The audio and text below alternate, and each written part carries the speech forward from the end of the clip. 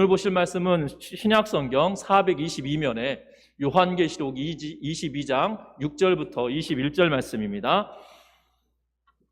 요한계시록 22장 6절부터 21절 말씀까지 제가 한 절 읽고 여러분들 한 절 읽고 교독하여 읽도록 하겠습니다. 또 그가 내게 말씀하기를 이 말은 신실하고 참된지라 주 곧 선지자들의 영의 하나님이 그의 종들에게 반드시 속히 되어질 일을 보이시려고 그의 천사를 보내셨도다.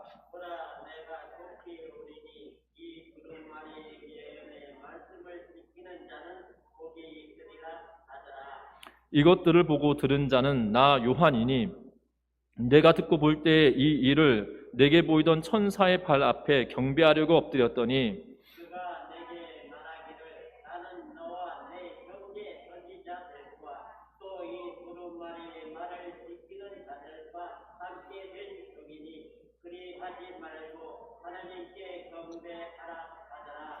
또 내게 말하되 이 두루마리의 예언의 말씀을 임봉하지 말라 때가 가까우니라.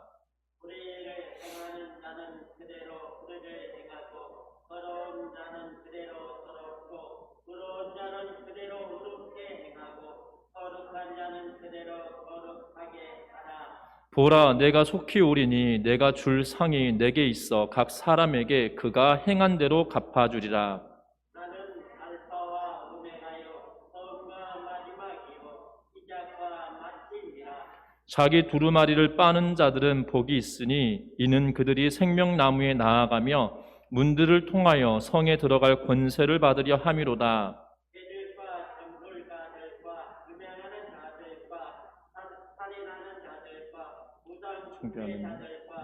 및 거짓말을 좋아하며 지어내는 자는 다 성밖에 있으리라.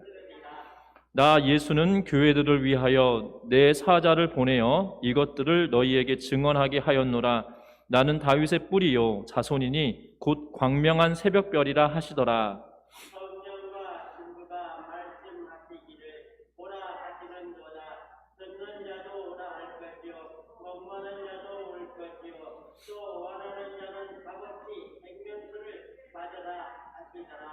내가 이 두루마리의 예언의 말씀을 듣는 모든 사람에게 증언하노니 만일 누구든지 이것들 외에 더하면 하나님이 이 두루마리에 기록된 재앙들을 그에게 더하실 것이요.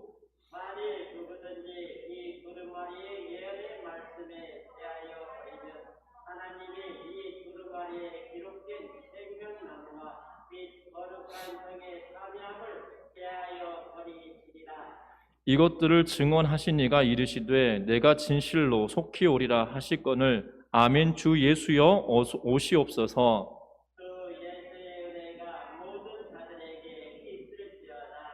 아멘. 우리 인사 나누고 말씀 나누겠습니다. 메리 크리스마스. 메리 크리스마스. 메리 크리스마스. 아주 먼 옛날 한 나라에 아주 크고 아름다운 교회가 있었습니다. 이 교회는 주일마다 많은 사람들이 예배를 드렸습니다. 그 교회는 규모가 굉장히 큰 교회였습니다. 그런데 놀라운 것은 이 교회에는 종탑이 있었습니다. 그리고 이 종탑 꼭대기 안에 종이 있었는데요. 전설에 의하면 이 종이 한 번 울리고 아직까지 울린 적이 없었다라고 하는 전설이 있었습니다. 그래서 사람들은 이 성탄절에 가장 귀한 예물을 예수님께 드릴 때 종이 울린다라고 생각을 하였습니다. 그래서 아기 예수님께 정성껏 예물을 드리지 않았기 때문에 이 종이 지금까지 울리지 않은 것 아닌가라고 생각을 하였습니다. 부유한 사람들은 자기가 드리는 선물에 종이 울리기를 바랬습니다. 그 도시에 멀리 떨어진 마을이 있었습니다. 그 조그만 마을에 한 피터라고 하는 이름의 소년이 살고 있었습니다. 이 소년은 꼭 성탄절에 예배에 참석하고 싶었습니다. 그리고 그 예배에 참석하고 싶어 하던 날 밤에 이 성탄 이브에 정말 한방눈이 펑펑 내린 것입니다. 그리고 길이 얼음판처럼 미끄럽게 되었습니다. 그래서 피터와 그의 동생은 성탄절 아침 일찍 일어나 길이 미끄럽기 때문에 더 시간을 내어서 길을 출발하였습니다. 그런데 길을 가는 중에 눈 위에 무언가 시커먼 것이 쓰러져 있었던 것입니다. 한 늙고 불쌍한 부인이 눈 위에 쓰러져 있었습니다. 피터는 동생에게 먼저 교회에 가라고 말했습니다. 그리고 피터는 계속해서 그 동생에게 이렇게 말합니다. 예배 드릴 때 2번씩 보고 들어라. 한 번은 너를 위해서 듣고 한 번은 나를 위해서 들어라. 아기 예수님께 나도 경배하고 싶지만 지금 할 수 없이 이 여인을 돌보아야 할 것 같다라고 이야기하면서 하나님도 내 마음을 아실 거야. 그리고 내가 가지고 있는 이 은전을 너에게 줄 테니 이것을 보아서 사람들이 보지 않을 때 살짝 하나님께 예물로 드려주렴이라고 하면서 동생에게 자기가 가지고 있던 전부였던 이 작은 은전을 그 동생에게 쥐어주며 보내었습니다. 그리고 이 피터는 그 여인을 돌보았고 그리고 성탄절 예배가 시작되었습니다. 예배가 시작되어지고 많은 사람들이 아기 예수께 예물을 드리려고 줄을 섰습니다. 강대상으로 나갔습니다. 어떤 사람은 아름다운 보석으로, 어떤 사람은 금화로. 그리고 예물을 드릴 때마다 종이 울려지기를 기대하고 고대하는 마음으로 사람들은 그들의 가지고 온 예물을 하나님께 드렸습니다. 그런데 그 누구도 드렸을 때 종이 울리지 않은 것이었습니다. 그리고 맨 마지막에 그 나라의 왕이 하나님께 예물을 드렸습니다. 이 임금이 그의 머리에 쓰고 있던 왕관을 벗어 하나님께 드렸습니다. 많은 사람들이 왕이 왕관을 벗어 드리려고 할 때 종이 울릴 것이다라고 생각을 하였습니다. 그런데 여전히 그 종탑에 종은 울리지 않았습니다. 사람들은 고개를 저었습니다. 왜 종이 울리지 않을 걸까라고 말입니다. 예물을 드리는 순서를 다 마치고 나서 성가대가 찬송을 불렀습니다. 그런데 갑자기 오르간 연주자가 연주를 멈췄습니다. 그리고 강대상에 계시던 목사님이 모두에게 조용히 하라는 손짓을 하였습니다. 모두 놀라서 고요해졌습니다. 그리고 귀를 기울였습니다. 그런데 놀라운 것은 높고 높은 종탑에 맑고 깨끗한 종소리가 울려 퍼지기 시작했습니다. 사람들은 꼼짝하지 않고 그 종소리를 들었습니다. 오랫동안 울리지 않았던 그 종이 울렸습니다. 누구 때문에 이 종이 울렸을까 하며 사람들은 강대상으로 이 헌금대로 몰려들었습니다. 그렇지만 이 헌금대 가장 가까운 곳에 있었던 몇 사람만이 피터의 동생이 하나님께 드린 예물을 보았을 뿐입니다. 그리고 그 누구도 누가 이 예물을 드렸는지 알지 못했다라고 하는 이야기가 있습니다. 이 이야기는 만들어졌는지 아니면 이 사실인지는 알 수 없습니다. 그러나 우리가 기억할 것은 하나님께 예물을 드린 것은 물질에 많고 적고 보화에 값진 것, 값없는 것의 문제가 아니라 하나님께 어떠한 마음으로 나오느냐, 이것이 더 중요한 것을 우리에게 일깨워 주고 있는 것입니다. 특별히 성탄절 아침에 저와 여러분들도 정말 하나님의 깊으신 뜻을 이루어가는 주의 백성들 되시기를 주의 이름으로 부탁합니다. 세상 사람들은 오해합니다. 이 성탄절이 그냥 즐겁고 기쁜 날이다라고 생각합니다. 중요한 것은 예수 믿는 사람들도 그렇게 기쁘고 즐거운 날로만 그치는 것이 아니라 저와 여러분들을 내 마음과 뜻과 정성을 다하여 하나님께 드리는 삶을 살아가는 우리 모든 성도님들 되시기를 주의 이름으로 부탁합니다. 우리는 2000여 년 전에 예수님께서 이 땅에 오셨음을 우리는 압니다. 그리고 그것을 믿습니다. 그리고 그분이 이 땅의 모든 인류를 위하여 십자가의 그 죄를 담당하여 죽으셨고 그리고 부활하셨으며 승천하셨음도 압니다. 그런데 우리가 기억할 것은 우리는 이 성탄절을 준비하면서 성탄절 예배를 드릴 때마다 우리가 오해하고 때로는 우리가 오해하고 있는 것은 무엇이냐면 2000년 전에 오신 예수 그리스도를 기념하는 날이다라고 생각하면 큰 오산이다라는 것입니다. 특별히 믿음의 성도들은 예수님이 우리와 함께 하시며 지금도 역사하시고 지금도 우리와 함께 하여 주시는 분이시다는 사실을 믿음으로 나아가는 은혜가 있길 바랍니다. 뿐만 아니라 다시 오시겠다라고 약속하신 예수 그리스도를 맞이하기 위하여 준비하는 삶이 우리에게 반드시 필요하다는 것을 기억하시기 바랍니다. 특별히 오늘 본문의 이 요한계시록은 요한이 사도들 가운데 가장 늦게까지 살아남았던 사람입니다. 젊어서도 있지만 또한 핍박당할 때 이 요한은 이 전설에 의하면 예수님의 어머니 마리아를 돌보는 동안 사역을 쉬었던 걸로 보여집니다. 그래서 사도행전을 보시면 사도행전에 이 베드로와 요한이 성전 미문에 앉은뱅이를 일으켜준 사건 이후로 요한에 대한 기록이 성경에 기록되어져 있지 않습니다. 사도행전 그 어느 구석에도 요한은 그 사건 이후에 어디에도 기록되어져 있지 않는데, 그 이후에 이 요한은 전설에 의하면 예수의 어머니 마리아를 이 에베소라고 하는 지역에서 모시고 돌보며 살았다라고 합니다. 그리고 예수의 어머니 마리아가 죽고 난 이후에 그가 사도로서도 일을 해왔지만 본격적으로 그가 편지를 쓰고 글을 쓰기 시작했던 것은 예수의 어머니 마리아를 마지막까지 잘 모시고 있다가 난 이후에 쓰여졌다라고 여겨집니다. 그래서 요한의 편지들은, 또한 요한의 문헌들은 제일 늦게 쓰여지기도 하였고 기록되기도 했습니다. 특별히 우리가 보고 있는 이 요한계시록은 성경 가운데 가장 늦게 쓰여진 책이다라는 사실을 기억하셨으면 합니다. 그래서 이 요한계시록을 우리에게 주시는 이유가 무엇입니까? 핍박당하는 그리스도인들에게 승리의 소식을 우리에게 전하여주며 다시 오실 예수 그리스도, 이 땅에 도래하실 예수 그리스도를 고대하고 기다리는 성도들에게 반드시 필요한 말씀으로 우리에게 주셨다는 것입니다. 특별히 성탄절 이 아침에 오신 예수 그리스도를 기다리는 것이 아니라 다시 오시겠다고 약속하신 예수 그리스도를 기대하는 마음으로 오늘 말씀 가운데 예수 그리스도의 은혜를 찾아가는 은혜가 있기를 주의 이름으로 부탁드립니다. 특별히 우리가 기억할 것은 6절 말씀 같이 한번 읽어보겠습니다. 6절 말씀입니다. 또 그가 내게 말하기를 이 말은 신실하고 참된지라 주 곧 선지자들의 영의 하나님이 그의 종들에게 반드시 속히 되어질 일을 보이시려고 그의 천사를 보내셨도다. 아멘.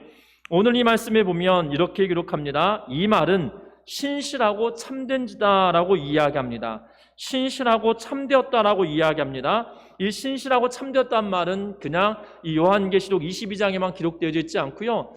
요한계시록 1장 1절에서도 이렇게 기록합니다. 예수 그리스도의 계시라 이는 하나님이 그에게 주사 반드시 속히 일어날 일들을 그 종들에게 보이시려고 그의 천사를 그 종 요한에게 보내어 알게 하신 것이다 라고 이야기하면서 신실하고 참된 그 말씀이 반드시 속히 되어질 일이다라고 이야기하며 요한에게 보여주셨다라고 22장 6절에서도 이야기하지만 1장 1절에서도 동일하게 이야기하고 있다는 것이지요. 반드시 속히 되어질 일을 보여주셨다라는 것입니다. 반드시 속히 되어질 일이 무엇입니까? 그것은 신실하고 참된 말씀이다라는 사실입니다. 신실하고 참된 말씀은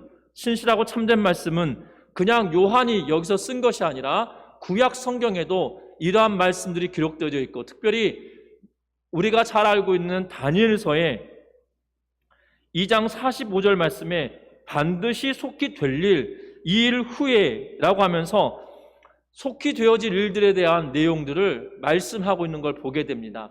이 다니엘서 2장은 어떠한 내용입니까? 느부갓네살이 꿈을 꿉니다. 금신상을 봅니다. 그리고 뜨인 돌이 그 신상을 깨트려 버리는 걸 보게 됩니다. 머리와 어깨와 그리고 가슴배와 그리고 다리에 각각의 질이 다른 이 금속 또는 돌로 만들어진, 진흙으로 만들어진 그러한 나라들을 상징하며 하나님이 되어질 일들을 대하여 느부갓네살을 통하여 보여주시는데, 그 마지막 자락에 다니엘이 그 꿈을 해석해 주면서 뭐라고 이야기하고 있냐면, 손대지 아니한 돌이 산에서 나와서 새와 놋과 진흙과 은과 금을 부스러뜨린 것을 왕께서 보신 것은 크신 하나님이 장래일을 왕께 알게 하신 것이라. 이 꿈은 참되고 이 해석은 확실하니이다 하니라고 하면서 이것은 참되고 확실하다라고 하면서 되어질 일들에 대하여서 분명한 것에 대하여 말합니다. 저와 여러분들 기억할 것은 하나님의 말씀은 신실하고 반드시 이루어지고 또한 참된 것이라는 것을 믿고 나아가는 은혜가 있기를 바랍니다. 그래서 7절 말씀 같이 읽어봅니다. 보라, 내가 속히 오리니 이 두루마리의 예언의 말씀을 지키는 자는 복이 있으리라 하더라. 아멘. 저와 여러분들 기억할 것은 하나님의 말씀은 참되고 신실하시기에 그 말씀을 지키며 살아가는 은혜가 있으시기를 주의 이름으로 부탁합니다. 성탄절을 맞이하면서 오실 예수 그리스도를 기대하는 성도들은 이 땅의 삶을 살아가는 동안에 하나님의 말씀을 지키며 살아가는 은혜가 있으시기를 바랍니다. 그 하나님의 말씀은 신실하고 참되며 반드시 이루어지는 하나님의 말씀이라는 사실입니다. 여러분들 기억하셨으면 합니다. 이 말씀은 개인사를 통하여서도 이루어졌고 한 민족을 통하여서도 이루어졌습니다. 여러분들 아브라함에게 약속하십니다. 창세기 15장 13절과 16절 말씀에 하나님께 제사를 드리는데 조류를 쪼개지 않았던 일로 말미암아 솔개가 계속 하루 종일 먹잇감을 위하여서 노리고 있을 때 그가 피곤하여 잠들었을 때 하나님께서 그에게 주신 말씀이죠. 그러면서 뭐라고 이야기하시냐면 여호와께서 아브라함에게 이르시되 너는 반드시 알라 내 자손이 이방에서 객이 되어 그들을 섬기겠고 그들을 400년 동안 내 자손을 괴롭히리니 그들이 섬기는 나라를 내가 징벌할지며 그 후에 내 자손이 큰 재물을 이끌고 나오리라. 너는 장사하다 평안히 조상에게로 돌아가 장사될 것이요 내 자손은 4대 만에 이 땅으로 돌아오리니 이는 아모리 족속의 죄악이 아직 가득 차지 아니함이니라 하시더니 라고 이야기합니다. 아브라함에게 약속하신 예언의 말씀은 4가지입니다. 첫 번째는 400년 동안이나 객살이를 하게 될 것이다. 그리고 그들을 괴롭힘 당할 것이다. 그리고 또 하나는 섬기던 나라를 내가 징벌하겠다라는 예언이죠. 세 번째는 네 자손이 큰 재물을 가지고 나오게 될 것이다 라고 예언합니다. 그리고 또 하나는 4대 만에 돌아오겠다라고 약속해주고 계시는 것을 보게 됩니다. 여러분들 놀랍지 않으십니까? 400년 동안이나 이방에서 객살이 한답니다. 그런데 출애굽기 12장 11절에 보면 실제로 그 약속이 성취되어집니다. 출애굽기 12장 41절 말씀에 보면 430년이 끝나는 그날에 여호와의 군대가 다 애굽 땅에서 나왔은즉이다라고 이야기하면서 430년의 고통의 기간이 끝났다라고 이야기하며 이방객에서 나오게 되어진다는 것입니다. 그리고 그들을 섬기었고 노예로서의 삶을 살아갔던 그것을 청산하게 되어지는 약속을 신실하게 이행되어지고 이루어지고 있다는 사실입니다. 또한 섬기는 그 나라에 내가 징벌하겠다라고 약속하셨던 약속이 실제로 이루어집니다. 여러분들 출애굽기의 말씀 보면 10가지 재앙이 애굽 땅에 내립니다. 하나님께서 그들을 징계하시고 징벌하십니다. 제일 무서운 징벌이 무엇이냐면 가장 장자들 그리고 첫 번째 난 가축들의 첫 번째 소생들도 다 죽임을 당했다는 사실이죠. 큰 재앙이 그들 가운데 임함으로 그들을 내보냅니다.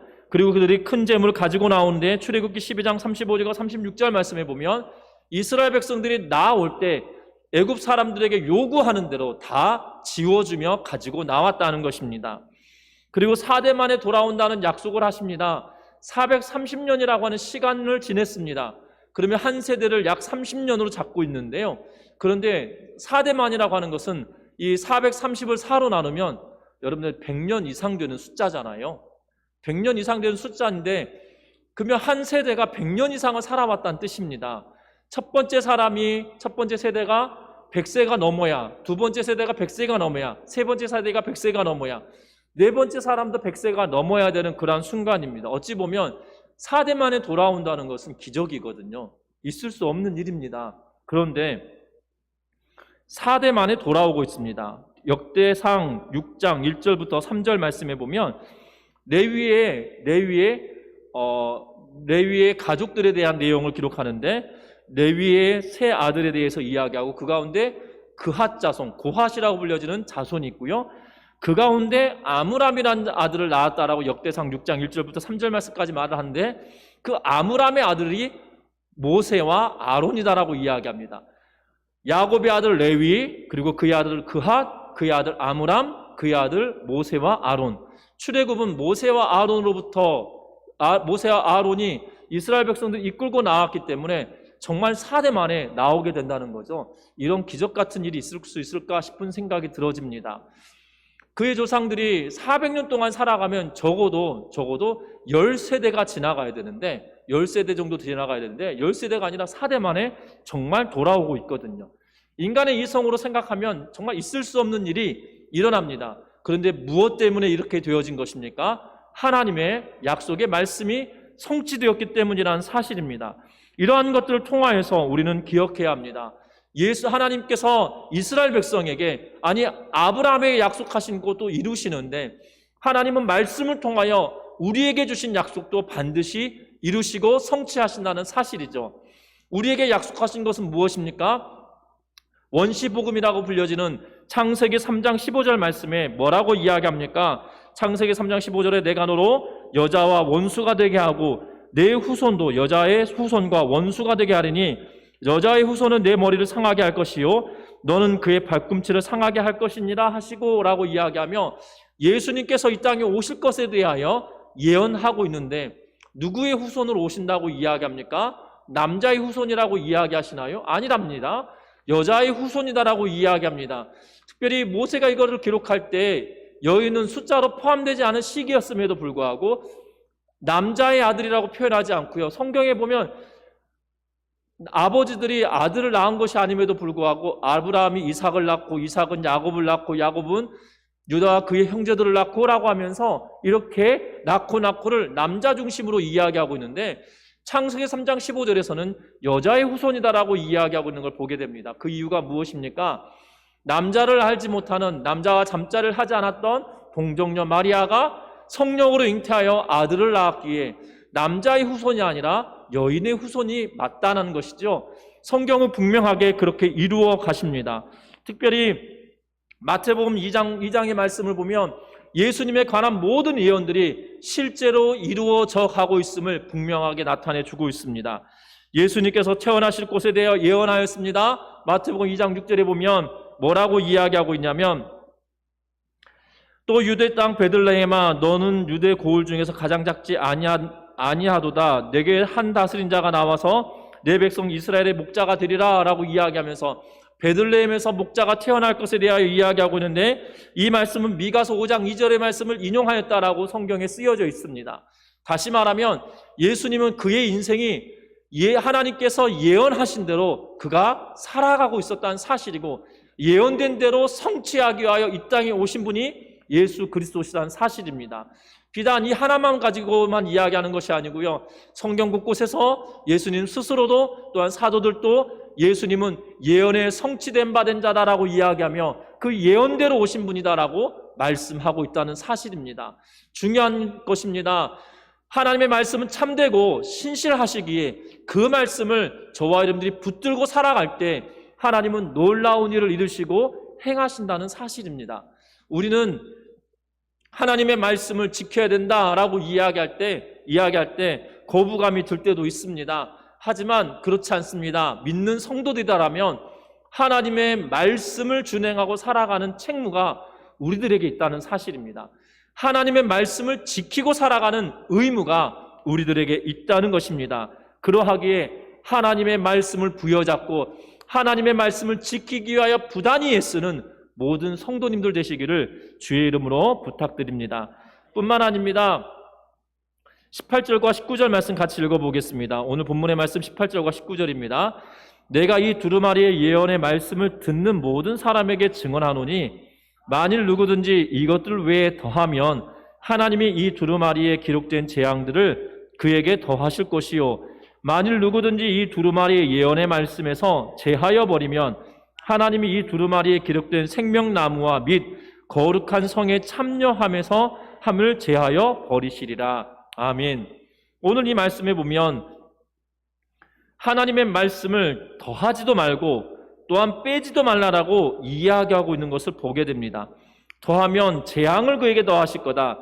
이 기록된 말씀을 제하여 버리면 생명나무와 거룩한 성에 참여하는 것에서 제하여 버리시겠다라고 이야기하며 더하거나 빼면 내가 그곳에서 재앙을 더하든지 생명나무의 거룩한 성에서 빼어내버리든지 두 개를 하겠다라고 말합니다. 그러면서 하나님의 말씀을 지키는데 가감이 없이 지키다라고 말씀하고 있는 걸 보게 됩니다.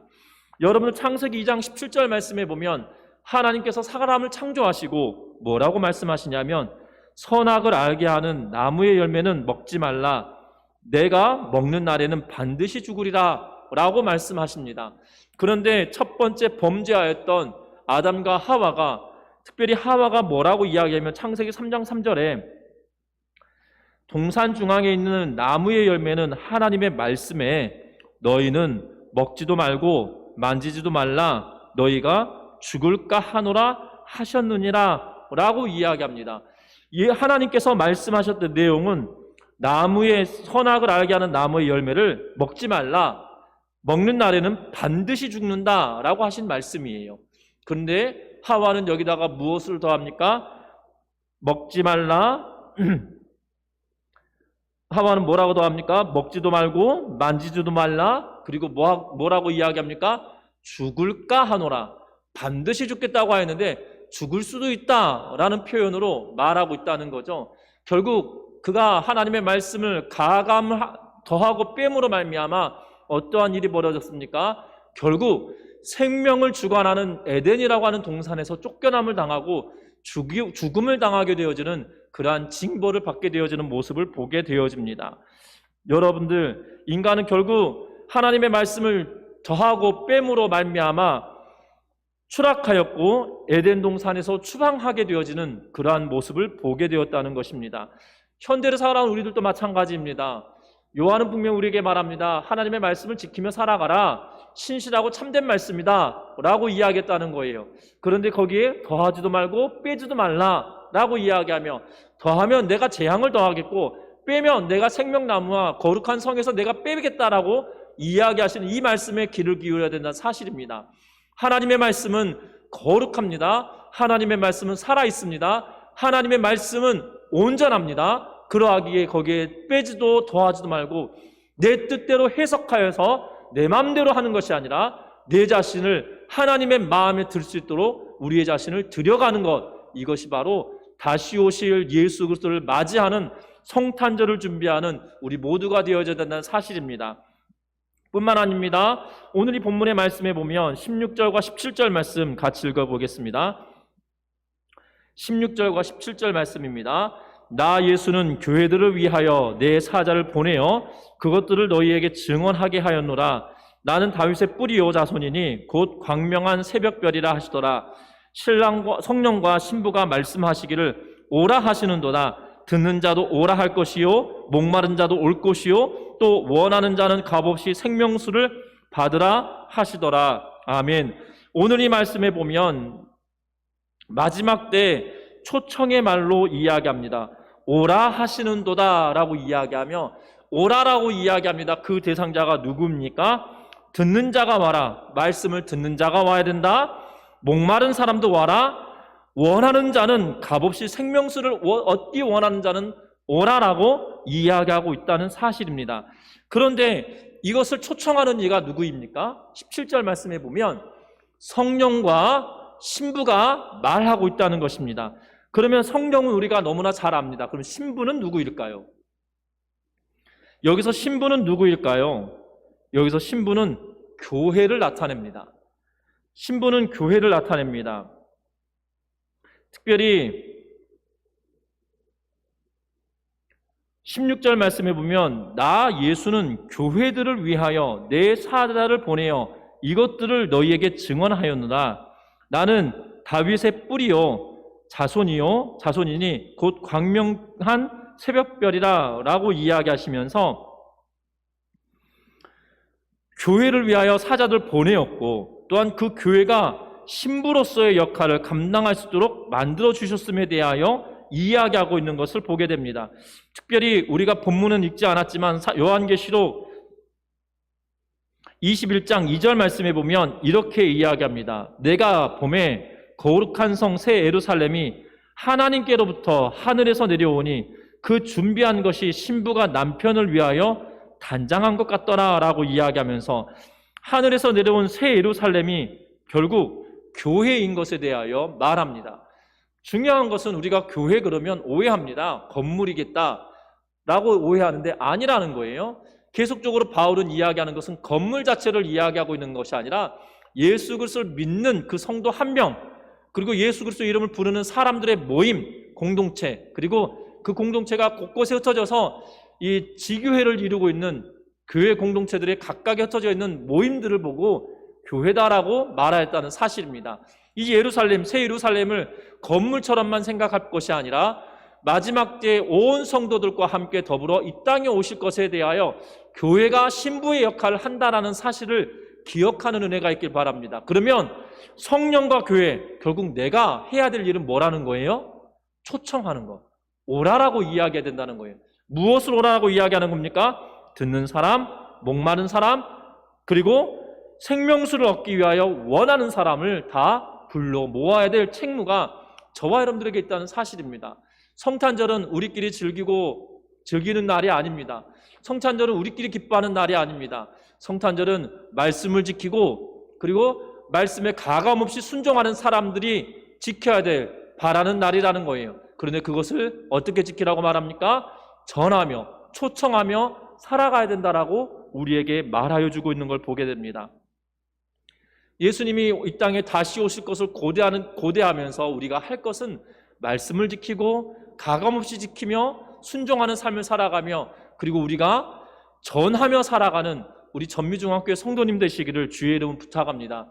지금 코로나 상황으로 인하여서 복음 전하는 건 참으로 어려운 시대가 되었습니다. 그러나 염려하지 마십시오. 복음은 그 어려운 상황에도 증거되어지고 선포되어진다는 사실입니다. 그런데 우리가 염려하는 것은 무엇 때문입니까? 무엇 때문에 우리가 염려합니까?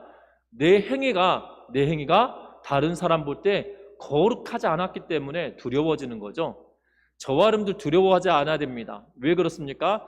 하나님의 말씀을 지키고 그리고 그 말씀대로 가감없이 순종하며 그리고 전하는 그 사람들에게 하나님은 놀라운 일을 이루어 가신다는 것입니다. 우리 전미중학교 성도 여러분, 2020년 성탄절을 보내면서 우리는 어떻게 삶을 살아내고 있는지, 또한 다시 오실 예수 그리스도를 바라보면서 우리는 어떠한 예수 그리스도의 오심을 준비하고 있는지 우리의 삶을 돌이켜보고 우리의 삶을 거룩하게 나아가는 우리 모두가 되시길 주의 이름 부탁드립니다.